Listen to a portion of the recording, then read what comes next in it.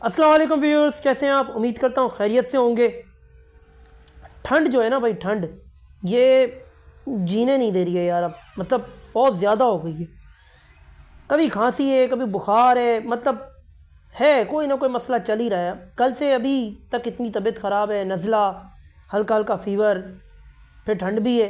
तो कल हिम्मत नहीं हुई कि मैं वीडियो बना सकूं। हालांकि बाबर आजम ने एक बहुत अच्छी नॉक खेली, शान मसूद ने भी खेली। उसके हवाले से बात करूंगा, मैच के हवाले से, कि मैच आखिर आज पाकिस्तान 10 विकेट से क्यों हारा, उसकी वजह क्या थी, क्या उसका ज़िम्मेदार कौन था? बैटिंग थी, बॉलिंग थी, फील्डिंग थी, क्या मसला क्या था, कैप्टनसी थी? तो ये मैं डिस्कशन आपके साथ ज़रूर करूँगा। लेकिन उससे पहले एक बंदे को जवाब देना बड़ा बनता है, ज़रूरी हो गया मेरे लिए वो देना जवाब, क्योंकि मेरी आंखों के सामने से उसकी एक वीडियो गुजरी। आपको पता होगा कार्टून नेटवर्क के बीच में एक और बंदा बैठता है जिसका नाम है शैतान मेहता। तो उसने ये कहा कि बाबर आजम को विराट कोहली से कंपेयर मत किया करो, क्योंकि बाबर आजम के पास सिर्फ सोशल मीडिया का सहारा है और कुछ भी नहीं है, प्लेयर कुछ भी नहीं है वो। ठीक है, बाबर आजम प्लेयर कुछ भी नहीं है। विराट कोहली अगर अपने जूते उठा के दोनों हाथ में झटकेगा ना, उसमें से जो धूल गिरेगी तो उसमें से 4-5 बाबर आजम निकल आएंगे। उसने कहा सईद अनवर से आप सचिन तेंदुलकर से कंपैरिजन करो बनेगा, आप इंजमाम उल हक का करो बनेगा, लेकिन लेजेंड है वो सारा आंखों पे, लेकिन बाबर आजम का कंपैरिजन नहीं बनता। तो भाई अगर नहीं बनता तो फिर ज़रा अपने अबू विराट कोहली से ये पूछो, ठीक है ना, क्लाउन कोहली से ये पूछो जो तुम्हारा विराट कोहली है, उसे स्कॉट बॉलैंड नहीं खेला जा रहा। बच्चे को समझ में आ जाए कि बाहर जाती बॉल पे मेरी विकेट गिर जाती है, लेकिन उससे स्कॉट बॉलैंड को नहीं खेला जा रहा। ठीक है, ये विराट कोहली, ऑस्ट्रेलिया में उसकी कितनी इज्जत हुई है ये सबको पता है। और बाय द वे, माजरत के साथ मेरा सुशांत मेहता का ये जवाब है कि भाई बाबर आजम अगर अपने दोनों जूते पाँव से खड़े होकर ज़मीन पे भी मारे ना, तो उसमें से जो कीचड़ उड़ेगा ना, विराट कोहली उसके बराबर भी नहीं है बाबर आजम के आगे। विराट कोहली से बाबर आजम बहुत ऊपर है, इखलाकन भी, एज अ प्लेयर भी, हर चीज़ में बाबर आजम बहुत ऊपर है विराट कोहली से। और बाबर आजम ने जितने रिकॉर्ड्स तोड़ दिए ना विराट कोहली के, असल में तुम लोगों को वो तकलीफ देती है। तुम लोग देख रहे हो बाबर आजम अपनी वापस से फॉर्म में आ गया है। बाबर आजम की पिछली 6 इनिंग्स में लगातार 5 सेंचुरी 5 50 आ चुकी हैं। तब तुम लोगों को तकलीफ हो रही है कि बाबर आजम फिर से फॉर्म में आ गया। अब बाबर आजम पता नहीं और कितने रिकॉर्ड्स तोड़ेगा तुम लोगों के। तुम्हारे विराट कोहली को तो बाबर आजम ने वैसे भी किसी खाते में रखा नहीं है। हाशिम आमला जो क्रिकेट का लेजेंड है, उसके रिकॉर्ड्स को उसने नहीं छोड़ा है। तो तुम लोगों को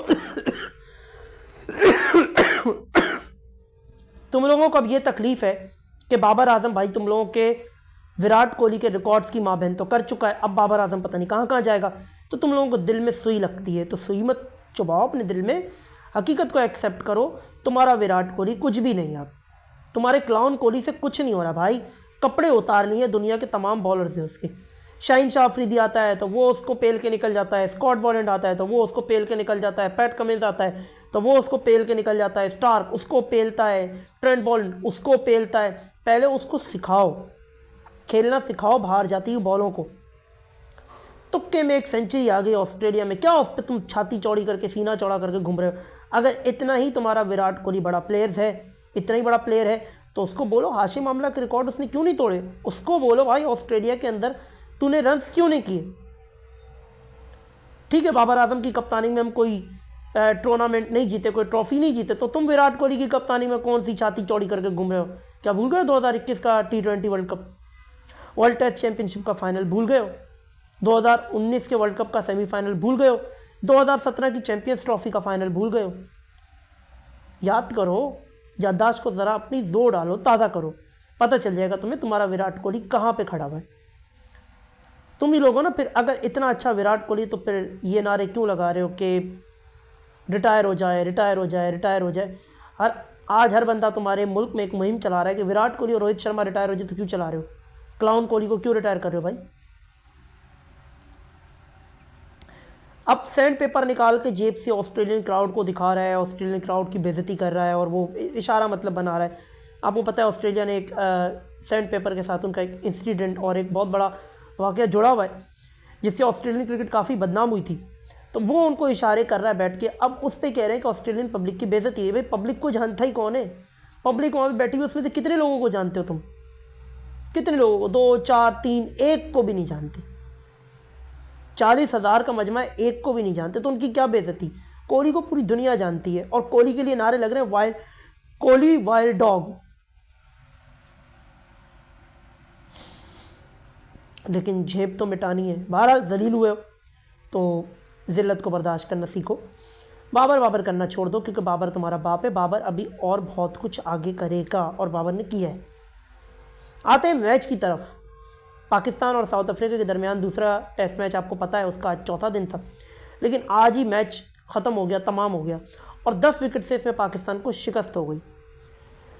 पहले तो कल के दिन जब पाकिस्तान की टीम बैटिंग करने आई, बाबर आजम ने 58 बनाए, मोहम्मद रिजवान ने 46 बनाए और पाकिस्तान की टीम 194 पे ऑल आउट हो गई। पाकिस्तान के सर के ऊपर 221 रन की अभी भी लीड मजीद सर के ऊपर बाकी थी, 421 रन की, सॉरी 421 रन की लीड अभी भी पाकिस्तान के सर के ऊपर चढ़ी हुई थी। ऐसे में पाकिस्तान हुआ फॉलो ऑन। तो जो साउथ अफ्रीका का कैप्टन है टिम्पा बाउमा, उसने पाकिस्तान को दोबारा अगेन बैटिंग करने के लिए बुलाया। यहाँ पे भाई शान मसूद ने फाइनली, वो वाली मिसाल है ना, कुफर टूटा खुदा खुदा करके, वो वाला सीन हुआ कि शान मसूद ने सेंचुरी बना दी। बाबर आजम ने 83 रन की एक ज़बरदस्त नॉक खेली और वो 81 बना के वो आउट हुए और बाबर आजम ने बैक टू बैक 50 बनाई। एक दिन में 2 50 बनाने वाले पहले प्लेयर बने वो। उसके अलावा उन्होंने साउथ अफ्रीका के अंदर एक रिकॉर्ड और बनाया कि हैट्रिक कर डाली उन्होंने 50 करने की। पहले टेस्ट मैच की दूसरी इनिंग में उन्होंने 50 बनाई और इस टेस्ट मैच की पहली और दूसरी दोनों इनिंग्स के अंदर उन्होंने 50 बनाई और पाकिस्तान ने 205 रन की एक ओपनिंग पार्टनरशिप कायम की। उम्दा पार्टनरशिप थी। पाकिस्तान की टीम जब बाबर आजम आउट हुए, फिर जब दोबारा बैटिंग करना शुरू की, तो जब सबसे बड़ी पार्टनरशिप लगी वो 81 रन की थी, जो मोहम्मद रिजवान और सलमान अली आगा के दरमियान लगी। दूसरी बिग पार्टनरशिप थी। पाकिस्तान की टीम करते करते पहुंची 478 तक और पाकिस्तान ने जो लीड खड़ी की, यानी जो टारगेट सेट किया साउथ अफ्रीका के लिए, वो था 58 रन। आपको पता ही 58 रन कोई बड़ी चीज़ थे नहीं साउथ अफ्रीका के लिए, और स्पेशली जैसी हमारी बॉलिंग थी। वो आए, उन्होंने आराम से अपना चेस किया और 10 विकेट से वो मैच लेके चले गए। अब सवाल ये उठता है कि यहाँ पे पाकिस्तान की इस हार का जिम्मेदार कौन है। पाकिस्तान की बैटिंग देख के ये तो समझ में आ गया कि इस पिच में भाई बॉलर्स के लिए कुछ भी नहीं था, कंप्लीटली फ्लैट ट्रैक। जो साउथ अफ्रीका ने शायद इस सोच से बनाया था कि भाई हम वर्ल्ड टेस्ट चैंपियनशिप के फाइनल में तो जा ही चुके हैं, अगर ये टेस्ट में ड्रॉ भी कर लेते तो वो 1-0 से ये सीरीज जीत जाएंगे। लेकिन हमारे कप्तान साहब के दिमाग में कुछ और ही था, 2-0 से होके आएंगे। वो ये फैसला कर चुके थे। अब शान मसूद ने सेंचुरी ज़रूर बनाई, लेकिन क्या शान मसूद की सेंचुरी सही टाइम पे आई? क्या शान मसूद की सेंचुरी का कोई फ़ायदा है? नहीं है, बिल्कुल भी नहीं है, क्योंकि आपने पहली इनिंग में तो कुछ भी नहीं किया भाई। आप मुसलसल फ्लॉप दर फ्लॉप, फ्लॉप दर फ्लॉप, फ्लॉप दर फ्लॉप। चले आपने सेंचुरी बना ली, वेल डिज़र्व है, अच्छी इनिंग खेली आपने, शायद आपने अपनी टीम में एज अ ओपनर जगह पक्की कर ली, लेकिन एज अ कैप्टन अभी भी उनके ऊपर एक बहुत बड़ा सवालिया निशान बाकी है। और by the way Aqib Javed, मेरे हिसाब से आकिब जावेद को इस बॉलिंग लाइनअप के बाद चुल्लू भर पानी लेके उसके अंदर डूब के मर जाना चाहिए, क्योंकि आकिब जावेद एक पाकिस्तान का ऐसा नाम है जिसने पाकिस्तान को बहुत ज़्यादा मैचेस अपने दम पे जितवाए हुए हैं और लेजेंड्स में शुमार होते हैं, लेकिन उनको ये नहीं पता कि पाकिस्तान की बॉलिंग लाइनअप क्या खिलानी है। मोहम्मद अब्बास 132, 128, 125, खुर्रम शहजाद 125, 130, 131, आमिर जमाल अगेन 125, 130, 120, मीर हमजा 125, 130, ये आपके बॉलर्स थे। साउथ अफ्रीका के देखिए, रबाडा 145, 150, 140, मार्को जेंसन 145, 140, 148, कबीरा मफाका 150, 148, 145, 140, ये उनके बॉलर्स थे। हमारे बॉलर्स देख ले और उनके बॉलर्स देख ले। हमारे बॉलर्स थे भागते हुए स्पिनर्स और उनके बॉलर्स थे उड़ते हुए जहाज। मतलब जब वो भाग रहे थे तो ऐसा लग रहा था कि बस अभी ख़त्म सब कुछ, और जब हमारे बॉलर्स भाग रहे थे तो हम यहाँ पे ये दुआएं मांग रहे थे ये पहुंच जाए बॉल डालने के लिए। पेस बिल्कुल नहीं भाई, स्विंग तो इस पिच में मिलेगा कहां से जब फ्लैट ट्रैक है। पेस बिल्कुल नहीं, बॉल सीधी सीधी आ रही है। अगर यहां पे पाकिस्तान की बॉलिंग और पाकिस्तान की सिलेक्शन अच्छी होती, मिसाल के तौर पे पाकिस्तान की टीम 400 के अंदर अंदर साउथ अफ्रीका की टीम को रोक लेती, रोकना तो पहले चाहिए था लेकिन चले 400 के अंदर रोक लेती, फ्लैट ट्रैक था इस वजह से मैं बोल रहा हूँ 400 में रोक लेती, फिर भले चाहे पाकिस्तान की टीम 194 पे ऑल आउट हो गई, ठीक है मान लिया ऑल आउट हो गई, 206 रन की पाकिस्तान के ऊपर लीड होती, यही रूल है ना कि 200 की लीड होनी चाहिए तब आप फॉलो ऑन करा सकते हो, तो पाकिस्तान को फॉलो ऑन पड़ जाता। अगेन साउथ अफ्रीका जो कभी नहीं करता 206 पे, चले कर भी लेता तो पाकिस्तान को वो फिर से बैटिंग करा देता। आपने कितने बनाए 478, यानी आप जो टारगेट सेट करते फिर वो था 272, जो कि आप आके आखिरी दिन के अंदर या चौथे दिन के अंदर डिफेंड करने की कोशिश तो एग्जैक्टली यानी आप ऑब्वियसली सी बात है मैक्सिमम कोशिश तो कर सकते थे ना, डिफेंड करने की कोशिश तो कर सकते थे कि भाई हम ये मैच जीत सकते हैं, लेकिन आपके बॉलर्स इतने थक्कड़ थे कि 615 रन मौसूफ ने खाए, 615 रन रिकल्टन मार रहा है, और यार आपका तबरेज केशव महाराज वो भी आपके बॉलर्स को पेल के जा रहा है। ये बॉलिंग लाइनअप था हमारा। अब आज क्या हुआ, जब 58 रन चाहिए थे मोहम्मद अब्बास ने एक ओवर डाला, उसके बाद साउथ शकील आ रहे, कामरान गुलाम आ रहे, सलमान अली आगा आ रहे, क्योंकि पाकिस्तान के स्पिनर्स और फास्ट बॉलर्स में कोई फर्क नहीं था, एक सी स्पीड थी, सेम बॉलिंग लाइनअप था, फास्ट लगाओ स्पिनर लगाओ एक ही बात थी, बस हाथ घुमाने का फर्क था। पाकिस्तान की पेस बैटरी हमेशा से मशहूर रही है। शाहीन शाह अफरीदी 140 की बॉलिंग कर रहे हैं, नसीम शाह का बॉल 140 प्लस निकलता है, आपके पास पीछे बैकअप पे आप जाके देखें, आपके डोमेस्टिक के अंदर इतने अच्छे अच्छे बॉलर्स मौजूद हैं आपके पास, लेकिन आप खिला क्या रहे हो। एक इवेंचुअली नसीम शाह था जो आपके पास 140 प्लस का बॉलर था, आपने उसको भी ड्रॉप कर दिया। आप हसनैन को नहीं ला रहे, चले हारिस रऊफ नहीं खेलना चाहते टेस्ट क्रिकेट, वरना मैं उनको भी इसमें शामिल कर लेता, वो टेस्ट क्रिकेट नहीं खेलना चाहते, वो वनडे और T20 खेलना चाहते हैं, लेकिन आपके पास और बैकअप तो है ना। आप क्यों एक एक्सप्रेस फास्ट बॉलर्स के साथ नहीं गए, एक्सप्रेस फास्ट बॉलिंग के साथ क्यों नहीं गए आप वही अगेन अपने वही घिसे पिटे पुराने से नाम और भागते हुए स्पिनर आपने रख दिया, और आप मैच जीतने की सोच रहे हो। शान मसूद की टीम सिलेक्शन, आकिब जावेद की टीम सिलेक्शन, इन दोनों के लिए डूब के मरने का मकाम था। फिर उसके ऊपर से सोने पे सुहागा हमारे कैप्टन की कैप्टनसी, भाई लाजवाब कैप्टनसी है। कप्तान साहब को यही नहीं पता फील्ड प्लेसमेंट क्या रखनी है, कप्तान साहब को यही नहीं पता कि किस पिच पे कौन से बॉलर्स को खिलाना है, क्या पेस अटैक लेके जाना है, क्या हिकमत अमली तैयार करनी है। ऐसा लगता है सत्तू पी के आया है, कोई चर्च का नशा करके आया है, ऐसे ग्राउंड में टुन पड़ा हुआ होता है, बिल्कुल सुन खड़ा हुआ होता है फील्डिंग में, उसको कुछ पता नहीं होता क्या हो रहा है क्या नहीं हो रहा, उसके सर पे से सारी बात जा रही होती। तो ये दोनों चीज़ें हैं, इसको आपको देखना पड़ेगा, और मेरे हिसाब से भाई अब शान मसूद को कंटिन्यू इस हार के बाद नहीं करना चाहिए। 8वीं हार आपको हो चुकी है। आप वेस्ट इंडीज़ के साथ 17 तारीख से सीरीज़ ज़रूर खेलने जा रहे हो, लेकिन अब उस सीरीज़ का आपके लिए कोई मकसद बाकी नहीं बचा, कोई मतलब नहीं बचा, सिवाय इसके कि आप अपनी इज्जत बचा लो वेस्ट इंडीज़ से अपने घर में कम से कम टेस्ट मैचेस जीत के। वरना शान मसूद ने कोई कसर नहीं छोड़ी, हो सकता है कि वेस्ट इंडीज़ भी आपको वाइट वॉश ना करके निकल जाए, आपके लिए फिर एक बहुत बड़ा जिल्लत का मकाम इंतजार कर रहा होगा, खड़ा हो जाएगा। 10 मैचों में शान मसूद ने कप्तानी की है, 2 जीते 8 हारे, 3 ऑस्ट्रेलिया में हारे, 2 बांग्लादेश से पिंडी में टेस्ट मैचेस हारे, 1 टेस्ट मैच इंग्लैंड से हारे, और 2 टेस्ट मैच साउथ अफ्रीका में साउथ अफ्रीका से हारे, 2 इंग्लैंड से जीते, जो कि आपके आकिब जावेद के मशवरे पे स्पिन ट्रैक बनाए गए थे। बस उस पे ये आपके कप्तान साहब फुदक रहे थे, खुश थे, और उसी पे ये अभी तक जिंदा भी है कप्तानी, वरना कोई कप्तानी का खास कमाल था नहीं।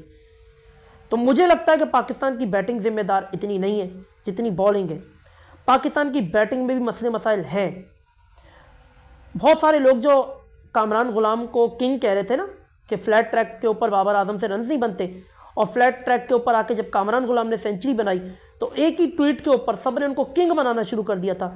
अब वो किंग किधर है जनाब? ना साउथ शकील से बैटिंग हो रही है, ना कामरान गुलाम से बैटिंग हो रही है।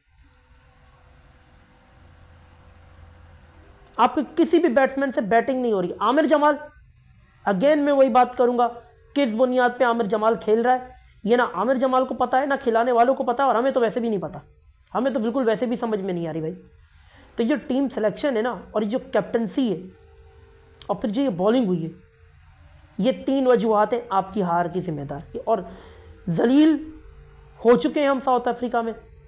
साउथ अफ्रीका, इससे पहले ऐसा नहीं है कि कभी हम कोई बहुत सारे टेस्ट मैचेस साउथ अफ्रीका में जीतते गए, लेकिन एटलीस्ट आपकी बॉलिंग फाइट बैक करती थी।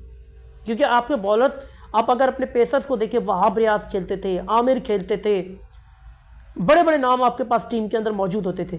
आपकी हिस्ट्री रही है आपके पेसर्स की कि स्पीड पेसर्स होते थे आपके। लेकिन आज पाकिस्तान की टीम का यह हाल कर चुके हैं, और सिलेक्शन कमेटी ने यह हाल कर दिया है, आकिब जावेद साहब ने आके यह हाल कर दिया कि हम 140 की स्पीड देखने को टेस्ट मैच में तरस के रह गए कि भाई कोई 140 की बॉल डाल दे। 140 तो दूर की बात है, 135 देखने को तरस रहे थे। सोचना होगा आप सेलेक्टर्स को, देखना होगा कि कहां उनसे गलतियां हो रही हैं, और कप्तान शान मसूद का फैसला करना होगा। अभी मौका है, फैसला कर दो, वरना आने वाली चौथी वर्ल्ड टेस्ट चैंपियनशिप के जो आपका सिनेरियो शुरू होने वाला है, इसके जो मैचेस हैं उसमें भी कहीं आपका यही हाल ना हो। बहरहाल ये तो मेरा ओपिनियन था। मुझे लगता था कि टेस्ट मैचेस में पाकिस्तान की हार की वजह क्या है। आपको क्या लगता है, कौन इस हार का जिम्मेदार है, किसकी वजह से टेस्ट मैच हम हारे? आप मुझे अपनी कीमती राय से अपना जवाब दे सकते हैं, कमेंट सेक्शन में आगाह कर सकते हैं। इसके अलावा बाबर आजम के हवाले से आपका क्या मानना है? बाबर आजम ने 3 लगातार 50 बना के और अपनी फॉर्म वापस आने का सबूत तो दे दिया है। हालांकि वो सेंचुरी नहीं कर सके, डिजर्व करते थे वो सेंचुरी करना, लेकिन वो बाहर जाती हुई बॉल को, जो बाउंस लेके बॉल आई इस और पेस के साथ बाहर निकली। जो मैं बात कर रहा हूँ कि इस पिच में कुछ नहीं था, पेसर्स ने कमाल किया पेस के साथ। साउथ अफ्रीका के वो अपनी पेस का इस्तेमाल कर रहे थे, तो उसके ऊपर जब बाबर आजम कवर ड्राइव मारने गए तो वो स्लिप में अपना कैच दे बैठे और वो सेंचुरी ना कर सके, हालांकि डिजर्व करते थे। लेकिन बहरहाल बाबर आजम फॉर्म में आ चुके हैं, बाबर आजम अपनी निक में वापस आ चुके हैं, और पुराना ऐसा लग रहा है कि बाबर आजम वापस से लौट रहा है। आपका क्या मानना है आप बता सकते हैं। इसके अलावा कल मैंने एक वीडियो बनाई थी, उसका लिंक ऊपर आई बटन पर शो होगा, उसको जाके आप चेकआउट कर सकते हैं। परसों ही बनाई थी, कल तो मैं आया ही नहीं था, तो ज़रूर जाके उसको चेक कीजिएगा। फेसबुक या इंस्टा पे आप मुझे फॉलो करना चाहते हैं तो लिंक नीचे आपको डिस्क्रिप्शन बॉक्स में मिल जाएगा। वीडियो अच्छी लगे तो चैनल को सब्सक्राइब करें, वीडियो को लाइक करें, बेल आइकन के निशान को दबा दें ताकि आने वाली वीडियो को नोटिफिकेशन आप तक पहुंच सके, और इसके लाइक और काम और करें, वीडियो को दोस्तों के साथ ज़्यादा से ज़्यादा शेयर करें। मैं मिलता हूँ आपके साथ नेक्स्ट एक और वीडियो में, तब तक के लिए मुझे दीजिए इजाज़त। अल्लाह हाफिज़, अल्लाह ने के बाद फिर।